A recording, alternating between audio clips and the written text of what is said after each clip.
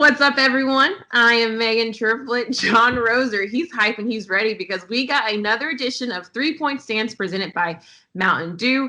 Roser, a lot happened this week, and that's the best way to describe it. It's just a lot going on in the world right now, as we all know. But let's start with getting your stance on what's going on in the NBA first. So obviously over the weekend, the biggest talk has been about Kyrie Irving and this phone call that happened with some players backing him up, like Dwight Howard, Lou Williams, talking about potentially not coming back for this NBA season. And a lot of it's due to the racial injustice. They're saying that they don't want to play. There's a lot of other things that need to happen. This could be a distraction. What is your stance on this news? Well, Kyrie Irving already wasn't going to play. He had shoulder surgery. So that's like the guy leading the charge for the NBA to not play is a guy who already wasn't going to be playing anyway. Honestly, how I think probably what happened is the NBA has been really moving forward with this plan to play down at Walt Disney World at their wide world of sports. It's hard. I'm not saying that one 5 times fast. And LeBron, Chris Paul, those are the two vocal guys that really matter a ton when it comes to the players union and everything like that. And they have all been moving forward, and they all want to restart the season and play this thing out and finish it up. And I think Kyrie just kind of felt like, whoa, if you know anything about Kyrie over his career, I think Kyrie just kind of was like, whoa, things are too positive right now. Things are going too much in the right direction. I got to step up and throw a wrench in this a little bit. He has legit concerns. But the truth is with these other guys, if Dwight Howard doesn't want to play, Dwight Howard don't have to play. He doesn't have to go there. You don't have to go play. If you want to forego your salary and not play, you can do it. I mean, the biggest thing is, Kyrie is getting a lot of negativity for kind of everyone saying that he's kind of leading this charge, especially with everyone getting on board. Steven Jackson, as everyone knows, he was very close to George Floyd, and he also agreed. It's kind of what you choose to do to be your protest, like how you want to make some noise. I recommend everyone reading. Mark Spears had an amazing article on Undefeated of like what could happen, because there's two different things that you can do with your platform. Either you go to Orlando at Disney and you play basketball and making sure that you make a stance, whether that be the Black Lives Matter shirts or I Can't Breathe, or naming the court after George Floyd or many others who have passed away due to police brutality. All these teams could agree. You could put a patch on your jersey. There's going to be empty stands. There are tons of things you could put into in those stands to, that could be. But then the latter of the argument is that I get it. Like, I don't know where I would stand in this like argument, but it's like, I get it. If someone feels as if, a lot of, as we know, the basketball, the demographic, mostly Blacks. A lot of these guys have seen things. We've lost people in our families to police brutality, racial injustices. And so some guys are saying, I don't want to be a distraction. I don't want people to sit at home and flip on, a TV the TV and let me entertain you. I want you guys to I want you to be, watching the news and seeing what's going on. So, but there's two different ways that you can kind of protest. Obviously, if Kyrie wants to choose to not play and say, obviously he's not playing or not, not taking up that roster spot and say, I'm going to take my time, because there's a lot of guys that won't be going to Disney World. Steph Curry won't be going, Klay Thompson won't be going, Kevin Durant won't be playing, won't be going, right? So maybe those guys can, like, as Mark Spears wrote in his article, those guys can do a lot too and say, hey, we got it on this front, you guys take it on that front. But it's just it's hard. It's kind of like one of those personal decisions that what do you want to do with your platform and how do you want to make a change? I find it kind of funny that the one guy who has been nothing but a distraction over the last 3 years of his NBA career is worried about players coming back and it being a distraction. The one guy who has been nothing but a distraction. I get it. Like, I'm not saying like it's the right thing to do. It depends on, whoever you are. But like, I get it from a standpoint of, this is going to probably take away from some people. Obviously SportsCenter, ESPN, they probably won't be talking about what athletes are trying to say, but we're talking more about the game. But you can still protest in a different way by playing basketball. I guess it just depends on what makes you happy. But also, and let's not forget, we're also going through a pandemic. Yes. So it's kind of like you have a lot of things going on.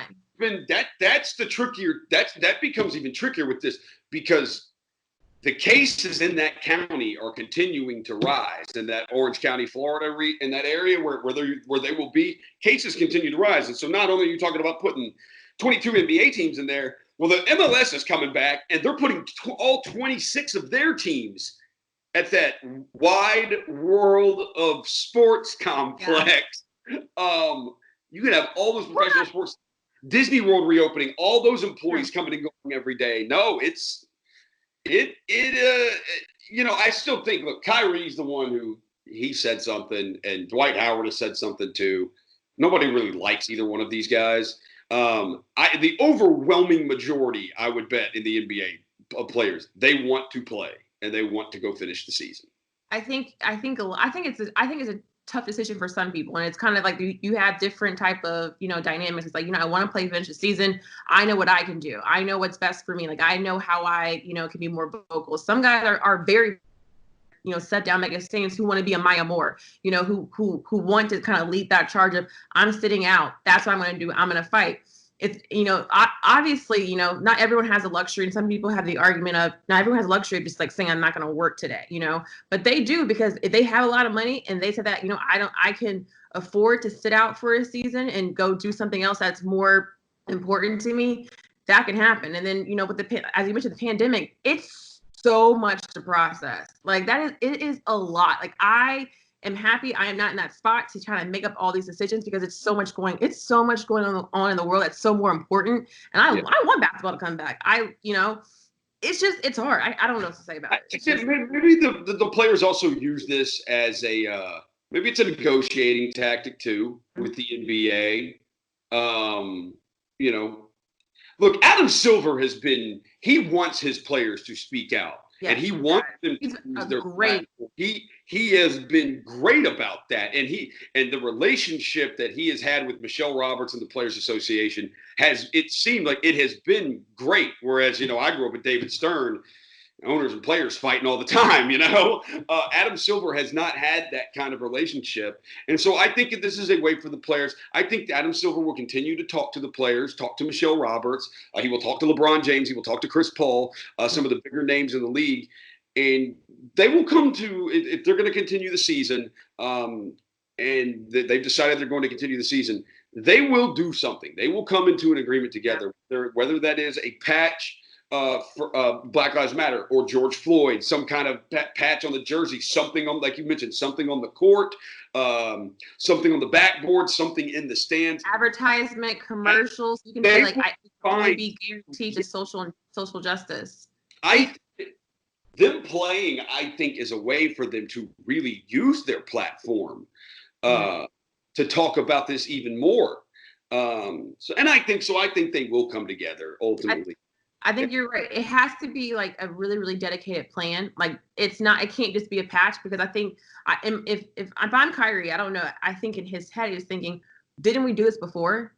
Haven't we done the t-shirts? Haven't we not came out for the national anthem before? Haven't we done the patches before? And yet we're still going through the same type of like hamster wheel of issues, and we're still seeing the same police brutality, and like we haven't seen change. But now it's got to be like, look, we are going to have to make a huge stand in some huge way if we play. I don't know what that plan is. Austin Rivers kind of mentioned about the money that we're going to make. Can we not put all that money into, whether it's putting that money that we would have made in our salaries, we can all still voluntarily give that to schools, to the underprivileged environments, to Black-owned, companies. So it's got to be a bigger plan, and hopefully it all comes out, because July 1st is not too far away. It is not too far away. They will come up with something. If there's anything Adam Silver has shown over his time as commissioner, he's very aware of these things, and that he wants to work with his players on talking about the issues, and wants these players to use their platform. So they will get something done. All right, let's move on to our next topic, talking about being aware of something. Today, we found out that a handful of Cowboys and Texans player tested positive for COVID-19. The only player that we know, thanks to his agent, that was Ezekiel Elliott, which he's now, tweeted out like HIPAA ? Like, hey, why is my name being put out there? My information being put out there? Because his agent didn't break the news. Mm-hmm. Someone leaked that to media members, and media members called his agent to get comment on it. And he had a somebody leaked Ezekiel Elliott's medical information to some media members, and that's how this all started getting out. Which, yes, if I'm Ezekiel Elliott, that's what he's mad about. It's like, whoa, and I understand that too.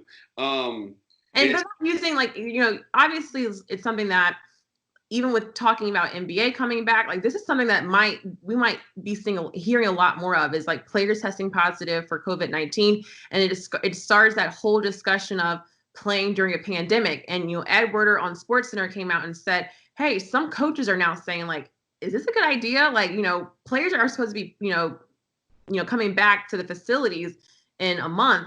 And how is this going to happen? We got a handful of players just on 2 teams. We don't know about other teams, and as we know, the COVID numbers are going up. What's your stance on just now that we're seeing players be tested positive? What's just the next step? Well, as you know, the NFL, they love to ignore things, whether it's societal issues or coronavirus. I mean, like I said, the only way I think the NFL has even acknowledged that COVID exists is because the NFL draft, Roger Goodell had to do it in his basement. That was like their way of acknowledging that the virus actually does exist. Hey, they said they're changing. They absolutely are. Oh, you're going to see more players kneel this season during the anthem than yes. I mean, you will see that will be going on widespread in the league, which I'm sure our president cannot wait to tweet about. But I would say, but the league does need to take a step back. Just look, the NFL season isn't supposed to start till September anyway. Mm-hmm. Just see how it goes. But yes, start making plans now. You need to have options. Because the NFL has always been proceeding as preseason start in August, regular season start in September. We're playing football. I think hopefully this will kind of wake them up a little bit of, saying like, hey, wait a second here. We might need to push back on some things, figure some things more out, because, they've said a small amount. We didn't get the exact number of how many players, but if coaches are starting to talk, and we know it only takes a little bit of like some hush conversations before it gets even bigger. People are starting to talk about this, and people are getting worried because football is a contact sport. And, you don't want it to be a storyline of like, your 2 quarterbacks get it, or your whole offensive line gets COVID-19. And like, what do you do? What do we do now? Are we scrambling? What's going to happen? And we've seen the NBA try to figure out some type of ways of, if someone tests positive, they can go quarantine. We'll have still a roster of players that you can pick and choose from. So now it's like, hey, NFL, like, time is ticking. And, for the Cowboys, Ezekiel Elliott is one of your main players that you have to, that's like your main player. That's your face right there. So high-profile players. He's one of the more high-profile players, right, in the league. Yeah, no, the NFL, they definitely need to start thinking about different options. Yes, as you see cases continue to rise around the country, especially in some of these spots now that reopened a little early. There's no doubt about it. The NFL needs to take a look at that and come up with some different options. Now, I will say, yes, player safety, player health does matter. But do you know how miserable I'm going to be if I'm waking up on NFL Sundays and I don't have Red Zone? Like, what, the Red Zone channel on NFL Sunday, I get it. Think about that. What are you going to do? I don't need people to tweet it. Players are human beings. I understand that. But I love my NFL Sundays. I cherish my NFL Sundays. Maybe you will cherish those moments even more. Sometimes you don't know what you have until it's gone. And maybe it's just for you to miss it a little bit more. So when it comes back full in action, everybody's healthy. There's no concern. You'll even, I don't think you can love football. I've seen you. I don't think you can love football anymore, but maybe it's possible. Yeah. Now let's stay in football, but go to college football. Mike Gundy, Oklahoma State head football coach, is getting some bad looks right now. So a picture came out on Facebook the other day of Mike Gundy. It looked like he was at a lake or some type of sort from over the weekend, but he is in a T-shirt from what is it called? The One America News, which I had OAN, right? Yeah. And so that network is a very big right-wing network. They're very critical of the Black Lives Matter. He had a T-shirt wearing that, and then his biggest probably running back out there, Chubba Hubbard, came out and tweeted saying that this is not okay. He will not participating in anything Oklahoma State until there is change. And then a couple hours later, a video comes out with Gundy and Hubbard together. Mike Gundy saying, basically apologizing, saying, he talked to some of his players. He knows that wearing that shirt was very sensitive to a lot of people. It wasn't probably the right thing to do. And Hubbard apologized for the tweet and said he should have talked to Gundy first. And they will come together, talk this out, make some change, and also educate Gundy on some things that he needs to know about. What's your stance on Mike Gundy? Usually we're talking about his hair, but we're not talking about his hair. We're talking about his T-shirt now. Yeah, like Mike Gundy. Look, I mean, I don't know Mike Gundy personally. I love watching his teams play football. Mm-hmm. It is a fun style. I mean, they air it out. The ball is thrown up and down the field. They've got great players of the year. Des Bryant. Great Oklahoma State football player. They got a lot of history in Stillwater. Mike Gundy not being self-aware is like the least surprising thing ever. This guy has said some stuff over the years. Like he said at one point, I think I saw he said like Twitter is just for people who don't have jobs and basically just stuff like that, and just critical of social media. Like he's not very self-aware, and a lot of football coaches end up like this, where they are just all consumed with football. Look, on one hand, I do get where people say, are we at the point where you just get criticized now and people are like protesting you wearing just a T-shirt? And I'm like, well, yeah, he's free to wear it, but that also doesn't mean he's not free from criticism. And Chuba Hubbard took to it, and he criticized his head coach. Look, it is crazy that Gundy would wear that shirt in the times that we're having right now. It just screams like you are just not aware of what's going on. You are wrapped up in your own world around you. But it does not surprise me that Mike Gundy would not be self-aware. I think the biggest thing with this is like, for people, I don't know how many people watch Oklahoma State, but like that guy's the best running back in college football. He's like going to be a Heisman Trophy candidate and the best running back in college football this season. And Oklahoma State is hoping to have a really big year. They started a true freshman most of last year quarterback, so they're hoping to have a big season. But no, Mike Gundy not being self-aware, least surprising thing ever.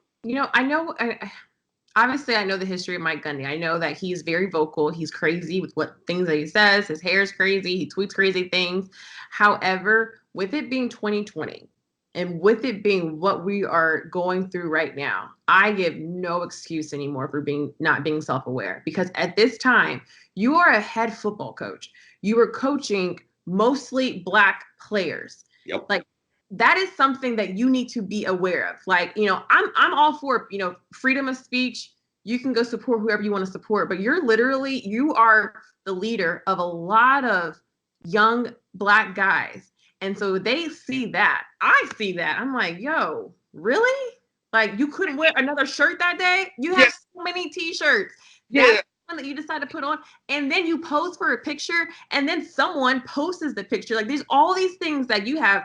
You have SIDs who teach you this stuff. You have PR people, even as an athletic director, I'm like, yo, because, even like Hubbard saying that, I should have gone to him. I'm not, look, that's their relationship. But to me, it showed more about the relationship is, what? I didn't go to you because they're usually, if I don't come to you and I'm mad at somebody, I'm not going to talk to you. It's usually because you burnt me too many times, or I don't trust you, or I don't have faith in you. I'm like, no, this needs to be, since you were so bold enough to take a picture with it, wear it and then take a picture with it and post it. I'm going to be bold enough to tweet and call you out on it because I am your number one running back. And I want people to know that, like, this is not okay. And maybe, hopefully it wakes up Gundy to say, And what she said, I need to educate myself. You should have educated yourself when you became a head coach. You should have educated yourself 2 months ago, but now you want to educate yourself? Cool, do it. I want change too, and you have to allow people to change. So hopefully Gundy realizes that, because for this network to be so critical of Black Lives Matter and talk so badly about Black Lives Matter, and most of your players, and hopefully you stand for Black Lives Matter, I would want to represent that, and hopefully he learns something. I don't know. I know I got really upset there for a second. No, that's the clip for social media tomorrow. Devin, that's the clip for social media right there. No, you should you should have taken that entire topic right there. You said that better, and I could feel your passion in there. I can feel your passion right there.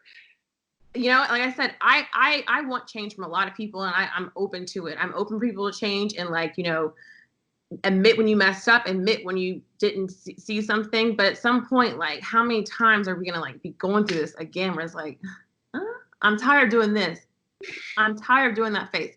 No, but I think that no, you're right. I think it does. It does say something about the relationship, that Hubbard didn't feel like he has that. Maybe he doesn't feel like he had to have that kind of relationship where he could just go talk to his coach. And some of these football players, they're not closest, because football roster, there's like 85 players on it, 85 scholarship players or whatever. So you have these massive rosters, and most of these guys are not close with the head coach. They're close with their position coach. So he's probably closest to his running backs coach. Yeah, that right. might be the coach that he talks to. Like I said, for what we're going through, and we've already seen some coaches get in trouble and miss. We've seen people talk too soon and say, I talked to my team, and I want to make sure they're okay. To me, I also said, did you check on your players when, George Floyd passed away? Did you check on your players to see how you can help support them? Did you check on your players to see, what can I do to be of a support to stand with you? And I don't know if Gundy did that. And I've always liked him as a coach. I think he's absolutely hilarious. This was definitely yeah. Moment. And shout out to Memphis head coach Ryan Silverfield. Taking his entire, because they've got all their players back on campus. They were all doing some voluntary workouts and stuff. And, they took time out of their day, and they went as an entire staff, as an entire football team, players, coaches, that unity walk that they had over the weekend.